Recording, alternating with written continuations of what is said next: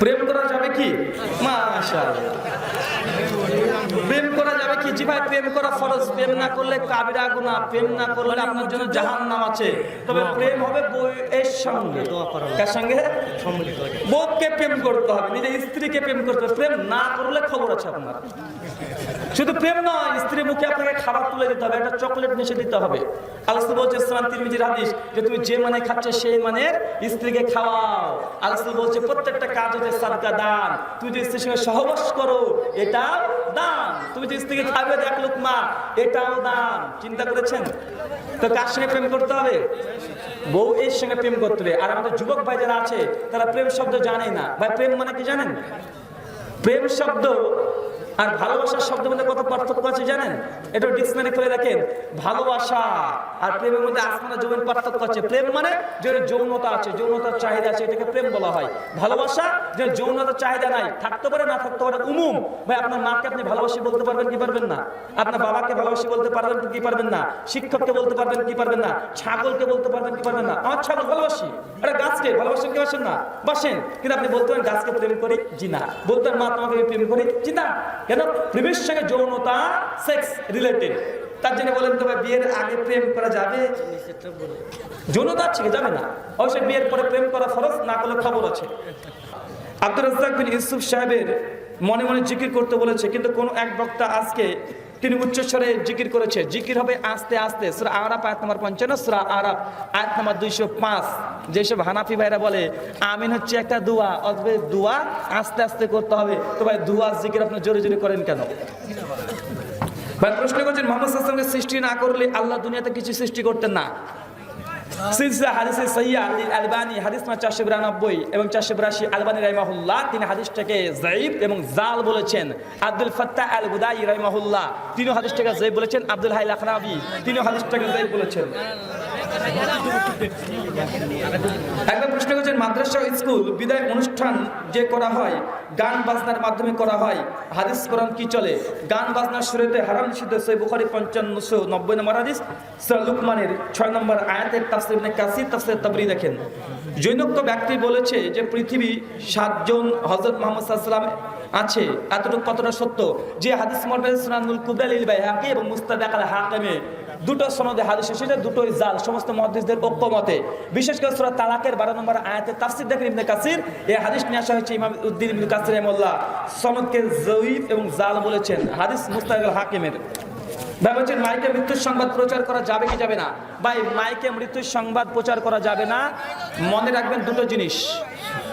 ইসলামে মৃত ব্যক্তির যদি মারা যায় তার খবর দেওয়া বৈধ, ঘোষণা করা নিষিদ্ধ। বুঝলাম না ঘোষণা কি খবর কি? ঘোষণা ওই জিনিসকে বলে একজন মানুষ বলবে 100 মানুষ শুনবে, এটা ঘোষণা। খবর কি? আমি আপনাকে বলবো, এটা খবর। কথা বুঝতে পারছেন কি?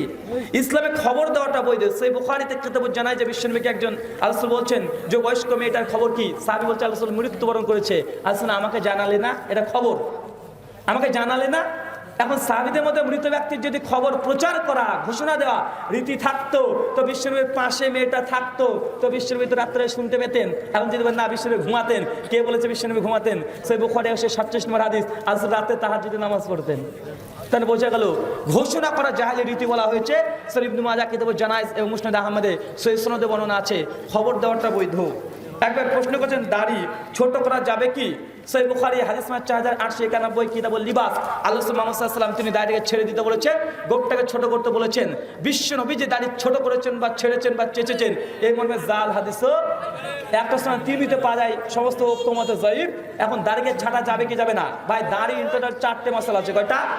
দাড়ির 4টে মাসালা। 1, দাড়িকে চেঁচে হিজরা হওয়া এটা হারাম, হানাফি শাফি মালিকি হাম্বলি সমস্ত উলামাদের ঐক্যমতে। 2, দাড়ি এজ এ মুসলিম রাখবেন, এটা ফরজ। 3, দাড়িকে নিজের গতিতে ছেড়ে দেবেন, সুন্নাত। 4, দাড়ি এক মুষ্টি পরে কাটা যাবে কি যাবে না এটা নিয়ে ইখতিলাফ আছে। ইখতিলাফে যাবেন কেন? ছেড়ে দেন। কথা বুঝাতে পারিনি? দাড়ি চাঁচা হারাম, দাড়ি রাখা ফরজ, দাড়ি ছেড়ে দেওয়া নিজের গতিতে লম্বা করা সুন্নাত। দাড়ি এক মুষ্টির পরে কাটা যাবে কি যাবে না এটা নিয়ে ইখতিলাফ আছে। ইখতিলাফে কেন করবেন? ছেড়ে দেন। আল্লাহ রাসূল ধরেন আপনাকে বললাম ভাই এই ছাগলটাকে ছেড়ে দেন, কি করবেন? বেঁধে অর্ধেক রাখবেন, ছেড়ে দেবেন অর্ধেক নাকি? না। আর আমি তো বলি ভাই যে দাড়ি তো ছেড়ে দিতে বলেছে, তো যারা দাড়ি রাখার পরে আবার দাড়ি ছাঁটেন, ছোট ছোট করেন, তো আপনার আপত্তি কি? না আসতে নেবে ঘুঙুর দিয়ে লাভ কিরে ভাই? ঠিক ঠিক। অনেক যুবক ভাইকে দেখছি যে দাড়ি রাখেনি, কি ব্যাপার, কি খবর ভাই? যুবক ভাই চিন্তা যে না, দাড়ি যদি রাখিয়ে বসে বউ ভালো পাবো না, মেয়েরা আমাকে পছন্দ করবে না। ভাই আপনি এত টেনশন করেন কোনে? মিশকাত হাদিস নাম্বার ৭১ বিশ্বনবী বলেছেন, আসমান জমি সমস্ত কিছু সৃষ্টির ৫০,০০০ বছর পুরো প্রত্যেকটা মানুষের তাকদীর আল্লাহ লিখে রেখেছে। দাড়ি থাকলে যে টুকটুকি পাবেন, দাড়ি না থাকলে আমি নিব না। বুঝলেন নাই? আরে আপনার তাকদীর লেখা আছে রে ভাই, আপনি কেন টেনশন করছেন? যেটা আপনার নির্ধারিত, দাড়ি থাকলেও পাবেন, না থাকলেও পাবেন। হুজুরদের বউ কি দেখতে খারাপ হয় নাকি? কি ভাবছেন? জি না, অত ভাবেন না। তো আপনারা তো চিন্তা করেন না, ওই চাচার বয়সের লোক আছে, তারাও দাড়ি কি আবার রাখেননি, ব্যাপার কি? আরেকটা চাচি নিয়ে আসবেন নাকি? আরেকটা চাচি দরকার? তো চাচি দিয়ে যদি একটা যদি দাড়ি রাখেন, তো দাড়ি রাখেন। দাড়িকে চেঁচে ফেলে এটা হারাম, ইসলামে এটা নিষিদ্ধ। অনেকে বলে দাড়ি রাখা সুন্নাত, এই কথা সত্য নয়। দাড়ি রাখা সুন্নাত নয়, দাড়ি রাখা ফরজ। দাড়ি ছেড়ে দেওয়া, বড় করা, এটা সুন্নাত। কথা বুঝতে পারিনি? ইমাম আবু হানিফা রাহিমাহুল্লাহর ফতোয়া এটা, দাড়ি রাখা ফরজ, দাড়িকে নিজের গতিতে ছেড়ে দেওয়া সুন্নাত। এক মুষ্টি করে কাটা যাবে কি যাবে না, এটা নিয়ে ইখতিলাফ আছে। একজন প্রশ্ন করেছেন, আল্লাহকে শুধু আল্লাহ বলা যাবে নাকি আল্লাহু আকবার বলা হবে? জিকির যদি করে সেক্ষেত্রে আল্লাহর প্রশংসা গুণগান শব্দ চয়ন করতে হবে। আর আল্লাহকে এমনি আল্লাহ নামে ডাকতে পারেন, তবে জিকিরের সময়তে আল্লাহর সঙ্গে আল্লাহর প্রশংসা যুক্ত সিফাত, এই সাতগুলো বর্ণনা করতে হবে। একটা প্রশ্ন করছেন, সুর দিয়ে ওয়াজ করা যাবে কি যাবে না? সুর দিয়ে ওয়াজ করা হারাম নয়, তো সুর দিয়ে ওয়াজ করা এটা উচিত নয়। কেন? এটা দাওয়াতি কার্যক্রম নষ্ট হয়। সেই মুসলিমে আল্লাহ মুহাম্মদ সাল্লাল্লাহু আলাইহি ওয়াসাল্লাম যখন খুতবা দিতেন, তখন আল্লাহ চোখগুলো লাল হয়ে যেত, গরম হয়ে যেত, মানুষকে ধমক দিতেন, এটা করো সেটা করো।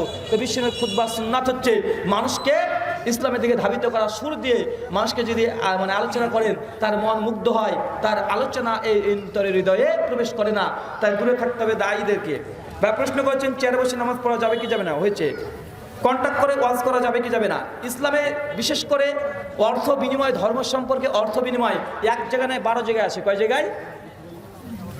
ধর্মকে কেন্দ্র করে অর্থর আদান প্রদান কমপক্ষে 12 জায়গায় আছে। একটা পবিত্র কোরআন যেমন ছাপাচ্ছেন, যেমন প্রেস থেকে ছাপাচ্ছেন, 65 টাকা 68 টাকা খরচ। এখন এই কোরআনটাকে 120 টাকা দিয়ে বিক্রি করা যাবে কি যাবে না? জায়েজ কি না জায়েজ? 1 2 মসজিদে ইমামতি করে সালাত আদায় করে টাকা নিচ্ছে, যাবে কি যাবে না? মুয়াজ্জিন, তিনি মুয়াজ্জিনগিরি করে টাকা উপার্জনটা হালাল না হারাম? একজন মাদ্রাসার শিক্ষা, সে কন্ট্যাক্ট করে শিক্ষা, কোরআন শিক্ষা দেবে, কন্ট্যাক্ট করতে পারবে কি পারবে না? যাকাত যিনি সংগ্রহ করে, ইনি এই অর্থ পাবে কি পাবে না? ইসলামের রাষ্ট্রের খলিফা, তিনি ইসলাম প্রচার করবেন দায়ী হিসাবে, তাকে টাকা দিয়ে কন্ট্যাক্ট করা যাবে কি যাবে না? সৌদি আরবে আছে না নাই? বিভিন্ন আলেমদেরকে তারা কি করে, বেতন দেয় কি দেয় না? চুক্তি করে। জি, এই 12টা টোটাল মাসালা আছে। সুনান তিরমিজি হাদিস নম্বর 2063, ইমাম তিরমিজি রাহিমাহুল্লাহ তিনি হাদিসটাকে নকল করেছেন। একটা হাদিস, যে কোনো এক সময় সাহাবা রাদিয়াল্লাহু তাআলা একটা সফরে যাচ্ছিলেন, ইহুদির একটা গোত্র আসলো, সামনে পড়ে গেল, তাদের একটা বিচ্যুততা দংশন করেছিল। সাহাবাদেরকে বলছেন, তোমরা কি সেবা দিতে পারবে? একজন সাহাবী বলছে, জি আমি পারবো। বিনিময় কি? তিনি বললেন 30 খানা ছাগল। চুক্তি করলেন। সঙ্গে সঙ্গে সেই সাহাবী তখন বলছেন যে আমি পারবো। তখন সাহাবী কি করলেন? সূরাতুল ফাতিহা বললেন। কি এটা? কোরআন। সূরা ফাতিহা পড়ে ফুঁক দিলেন, তারা সুস্থ ভালো হয়ে গেল। বিশ্বনবীকে সাহাবীকে বলছে, ইয়া রাসূলুল্লাহ, এই ঘটনা। আল্লাহ রাসূল বলছে, তাই? তুমি জানলে কিভাবে সূরা ফাতিহাতে কাজ হবে? তখন সাহাবীর সঙ্গে অনেক কথা। আল্লাহ রাসূল শেষ পর্যন্ত বললেন, আমার জন্য একটা রেখো। এই হাদিসের আলোকে ইমাম তিরমিজি নিজেই ব্যাখ্যা করেছে, এটা অন্য কারো ব্যাখ্যা নেই। ইমাম তিরমিজি ওখানে ব্যাখ্যা করেছে যে ধর্মের সঙ্গে সংযুক্ত যে কোনো অর্থ আদান প্রদান এটা ইসলামে বৈধ। একজন মসজিদের ইমাম সে ইমামতি করে টাকা নিতে পারবে, একজন মাদ্রাসার শিক্ষক সে টাকা নিতে পারবে। রিয়াদুস সালিহিন ফাদাইলে কোরআন হাদিস নম্বর 1000-2-3-4-5 পর দেখেন, আব্দুল্লাহ ইবনে মাসউদ থেকে হাদিস বর্ণনা আছে, সবচেয়ে উত্তম উপার্জন কোরআন শিক্ষা দিয়ে উপার্জন। জি, অনেক মসজিদের ইমামকে জোর করে কি লিখেছে?